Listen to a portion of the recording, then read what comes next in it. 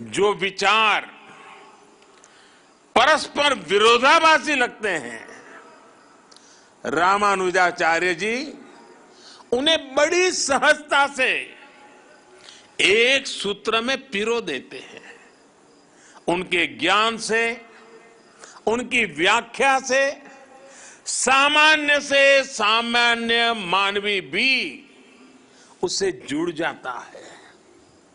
आप देखिए, एक और रामानुजाचार्य जी के भाष्यों में ज्ञान की पराकाष्ठा है, तो दूसरी ओर वे भक्ति मार्ग के जनक भी हैं। एक और वो समृद्ध संन्यास परंपरा के संत भी हैं, और दूसरी ओर गीता भाष्य में कर्म के महत्व को भी अत्यंत उत्तम रूप में प्रस्तुत करते हैं। वो खुद भी अपना पूरा जीवन कर्म के लिए समर्पित करते रहे। रामानुजाचार्य जी ने संस्कृत ग्रंथों की भी रचना की और तमिल भाषा को भी भक्ति मार्ग में उतना ही महत्व दिया। आज भी रामानुज परंपरा के मंदिरों में थिरुप्पावाई के पाठ के बिना शायद ही कोई अनुष्ठान पूरा होता हो। साथियों, आज जब दुनिया में सामाजिक सुधारों की बात होती है, प्रगतिशीलता की बात होती है, तो माना जाता है कि सुधार जड़ों से दूर जाकर ही होगा। लेकिन जब हम रामानुजाचार्य जी को देखते हैं तो हमें एहसास होता है कि प्रगतिशीलता और प्राचीनता में कोई विरोध नहीं है। ये जरूरी नहीं है कि सुधार के लिए अपनी जड़ों से दूर जाना पड़े, बल्कि जरूरी ये है कि हम अपनी असली जड़ों से जुड़े, अपनी वास्तविक शक्ति से परिचित हो। आज से 1000 साल पहले तो रूढ़ियों का दबाव, अंधविश्वास का दबाव कल्पना के बाहर कितना ज्यादा रहा होगा। लेकिन रामानुजाचार्य जी ने समाज में सुधार के लिए समाज को भारत के असली विचार से परिचित करवाया। उन्होंने दलितों, पिछड़ों को गले लगाया। उस समय जिन जातियों को लेकर कुछ और भावना थी, उन जातियों को उन्होंने विशेष सम्मान दिया। यादवगिरी पर उन्होंने नारायण मंदिर बनवाया, जिसमें दलितों को दर्शन पूजन का अधिकार दिया। रामानुजाचार्य जी ने बताया कि धर्म कहता है न जाति ही कारणम लोके गुणाः कल्याण हेतव। अर्थात संसार में जाति से नहीं, गुणों से कल्याण होता है। रामानुजाचार्य जी के गुरु श्री महापूर्ण जी ने एक बार दूसरी जाति के अपने एक मित्र का अंतिम संस्कार किया था। उस समय रामानुजाचार्य जी ने लोगों को भगवान श्री राम की याद दिलाई थी। उन्होंने कहा कि अगर भगवान राम अपने हाथों से जटायु का अंतिम संस्कार कर सकते हैं तो फिर भेदभाव वाली सोच का आधार धर्म कैसे हो सकता है?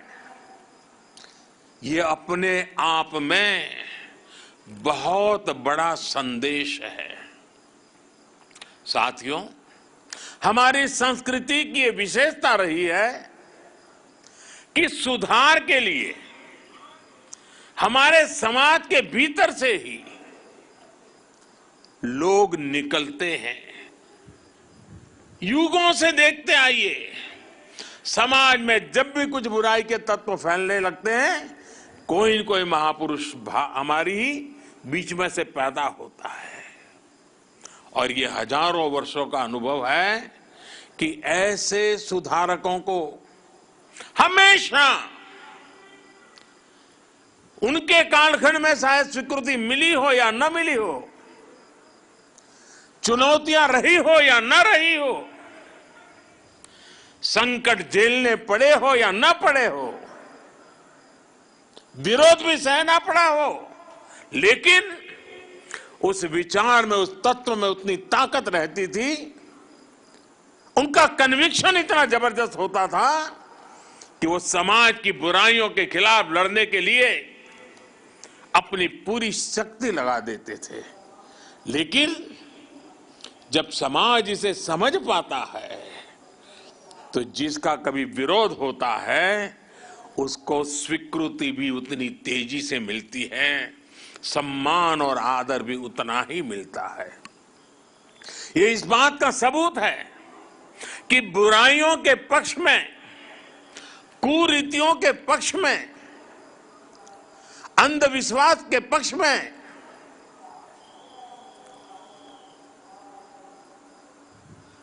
इन जनरल हमारे समाज में सोशल सैंक्शन नहीं होता है। जो बुराई से लड़ते हैं, जो समाज को सुधारते हैं, हमारे यहां उन्हें ही मान और सम्मान मिलता है। भाइयों और बहनों, आप सब लोग रामानुजाचार्य जी के जीवन के विभिन्न आयामों से परिचित है। वो समाज को सही दिशा देने के लिए अध्यात्म के संदेशों का भी प्रयोग करते थे और व्यावहारिक जीवन का भी। जाति के नाम पर जिनके साथ भेदभाव होता था, रामानुजाचार्य जी ने उन्हें नाम दिया थिरुकलधार, यानी लक्ष्मी जी के कुल में जन्म लेने वाला श्री कुल या देवीय जन। वो स्नान करके आते समय अपने शिष्य धनुर्दास के कंधे पर हाथ रखकर आते थे। ऐसा करके रामानुजाचार्य जी छुआछूत की बुराई को मिटाने का संकेत देते थे। यही वजह थी कि बाबा साहब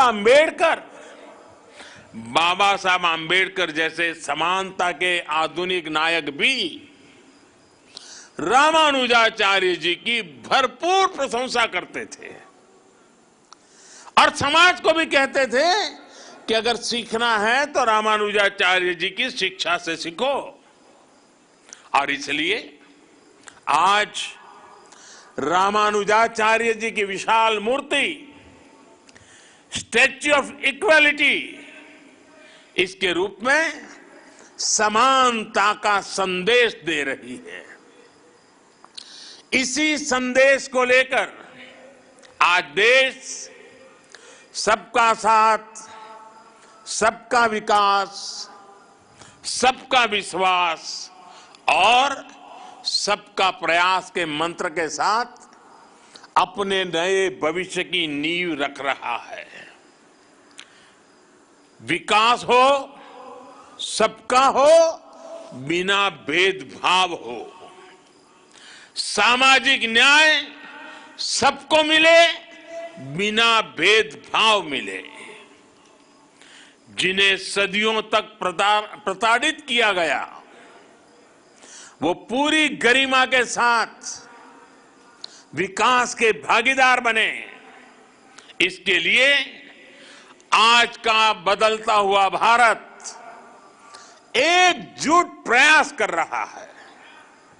आज सरकार जो योजनाएं चला रही है, उनका बहुत बड़ा लाभ हमारे दलित पिछड़े भाई बहनों को हो रहा है। चाहे पक्के घर देना हो या फिर उज्ज्वला का मुफ्त कनेक्शन, गैस कनेक्शन, चाहे 5 लाख रुपए तक मुफ्त इलाज की सुविधा हो या फिर बिजली का मुफ्त कनेक्शन, चाहे जनधन बैंक खाते खोलना हो या फिर स्वच्छ भारत अभियान के तहत करोड़ों शौचालयों का निर्माण करना हो, ऐसी योजनाओं ने दलित, पिछड़े, गरीब, शोषित, वंचित सभी का भला किया है। बिना भेदभाव सबको सशक्त किया है। साथियों, रामानुजाचार्य जी कहते थे, उरिये गल्लुकुल वेड़मिल्ले, अर्थात सभी जीव समान है। वो ब्रह्म और जीव की एकता की बात ही करके रुकते थे, ऐसा नहीं थे। वो वेदांत के इस सूत्र को स्वयं भी जीते थे। उनके लिए स्वयं में और दूसरों में कोई भेद नहीं था। यहां तक कि उन्हें अपने कल्याण से ज्यादा जीव के कल्याण की चिंता थी। उनके गुरु ने कितने ही प्रयासों के बाद जब उन्हें ज्ञान दिया तो उसे गुप्त रखने के लिए कहा, क्योंकि वो गुरु मंत्र उनके कल्याण का मंत्र था। उन्होंने साधना की थी, तपस्या की थी, जीवन समर्पित किया था और इसलिए ये गुरु मंत्र मिला था। लेकिन रामानुजाचार्य जी की सोच अलग थी। रामानुजाचार्य जी ने कहा, पतिश्चे एक एवाहम, पतिश्चे एक एवाहम, नरके गुरु पातकात्, सर्वे गच्छन्तु भवताम कृपया परमं पदम। यानी मैं अकेला नरक जाऊं तो भी कोई बात नहीं, लेकिन बाकी सबका कल्याण होना चाहिए। इसके बाद उन्होंने मंदिर के शिखर पर चढ़कर हर नारी को वो मंत्र सुनाया, हर नर को वो मंत्र सुनाया जो उनके गुरु ने उन्हें उनके कल्याण के लिए दिया था। समानता का ऐसा अमृत रामानुजाचार्य जी जैसा कोई महापुरुष ही निकाल सकता था, जिसने वेद वेदांत का वास्तविक दर्शन किया हो। साथियों, रामानुजाचार्य जी भारत की एकता, भारत की अखंडता का भी एक प्रदीप्त प्रेरणा है। उनका जन्म दक्षिण में हुआ, लेकिन उनका प्रभाव दक्षिण से उत्तर